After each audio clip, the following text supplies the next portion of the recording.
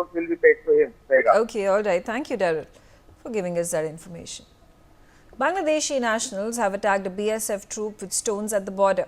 The incident occurred on the intervening night of 20th January and 21st near the Narayanganj border outpost, which falls under the BSF's 90th Battalion in Cooch Behar in West Bengal. Renik on the telecast with me. Renik, talk to us about this latest skirmish between the BSF and Bangladeshi nationals who were trying to infiltrate into India through the West Bengal borders. हाँ, देखिए BSF का 19 battalion की तरफ से जो कहा जा रहा है कि 20 तारीख रात को माझ रात को ये तो 21 तारीख सुबह वाले रात को ये नारायणगंज जो बॉर्डर है कोच बिहार का, उस जगह पर करीब 20 से 25 लोगों को इलीगल तरीके से भारत का सीमा में घुसने का कोशिश करने का जो खबर वो बीएसएफ का ट्रूप को मिला था। और उसी टाइम पर बीएसएफ का जो टीम मॉनिटर कर रहे थे, जो पेट्रोलिंग कर रहे थे, उनकी तरफ से उनको जब धावा बोला गया, उसी टाइम पर वो 20 से 25 जो विलेजर्स है, जो स्मगलर्स थे, वो बीएसएफ के ट्रूप के ऊपर हमला किए, उनके ऊपर स्टोन पेल्टिंग किया गया। और ये स्टोन पेल्टिंग की वजह से 90th बटालियन का एक जवान जो है वो बुरी तरीके से घायल हुए। उनको कोच बिहार जो सदर अस्पताल है, उस अस्पताल में भर्ती भी किया गया है। उनका सर में चोट आया है, ऐसा बीएसएफ का 90th बटालियन की तरफ से खबर मिल रहा है। इसके पहले भी लगातार दिखा गया था कि मालदा सुखदेवपुर बॉर्डर हो या कोच बिहार का बॉर्डर या शिलीगुड़ी जो बॉर्डर है, उस बॉर्डर पर भी लगातार जो स्मगलिंग का कोशिश और इन्फिल्ट्रेशन का कोशिश वो लगातार दिखा दे रहा था। और बीएसएफ के जवान जब रोकने का कोशिश किए थे, उसी टाइम पर बीएसएफ के जवान के ऊपर हमले का घटना भी इसके पहले भी हुआ था। सुखदेवपुर बॉर्डर में भी बीएसएफ के ऊपर हमले का घटना घटा था। अभी जलपाईगुड़ी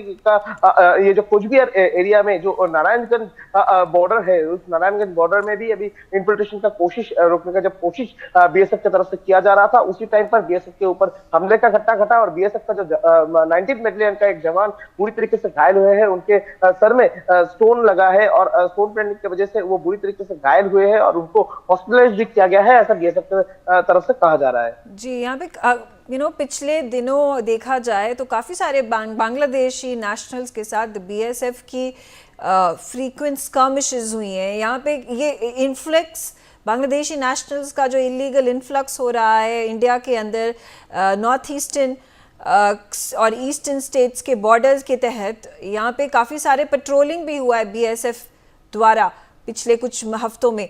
इसके बारे में डिटेल्स बताइए।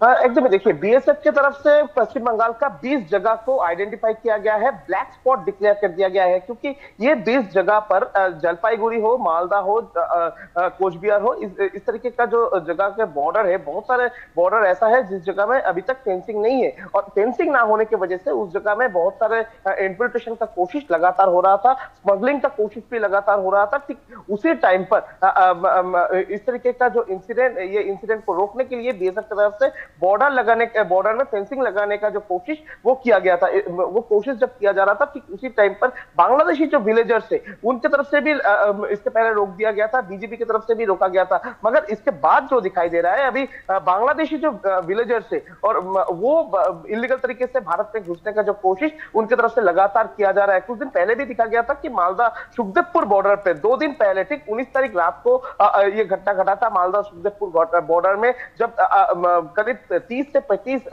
विलेजर्स वो भारत में घुसने का कोशिश कर रहे थे। भारत का जमीन पर वो लोग चले आए थे। बीएसएफ की तरफ से जब उनको रोकने का कोशिश किया गया था, बीएसएफ को देखते हुए स्टोन पेल्टिंग किया गया था। बीएसएफ का जवान घायल भी हुए थे और बीएसएफ को इन लोगों को हटाने के लिए जो टीयर सेल चार्ज करना भी पड़ा था। और इसके बाद फिर से 20 तारीख रात को भी सेम घटना घटा है कोचबिहार में। कोचबिहार का जो नारायणगंज बॉर्डर है, उस नारायणगंज बॉर्डर में भी बीएसएफ का ट्रूप, जब बीएसएफ का 19 बटालियन का ट्रूप जब पेट्रोलिंग कर रहे थे, उसी टाइम पर उनका नजर में आया। जी बिल्कुल, रहने के हमारे साथ जुड़ने के लिए बहुत बहुत धन्यवाद। लेट्स टेक अ लुक और गेटिंग टू नो